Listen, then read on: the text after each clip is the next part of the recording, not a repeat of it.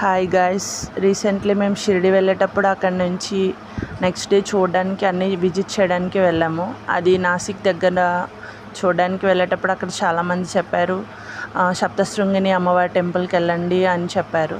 అది షిరిడి నుంచి వచ్చేసి 100 కిలోమీటర్స్ దూరంలో ఉంటుంది. మనం అర్లీ మార్నింగ్ 5 o'clockకి అలా బయలుదేరిపోతే మనం 10 అయ్యేసరికి అక్కడికి రీచ్ అవుతాము.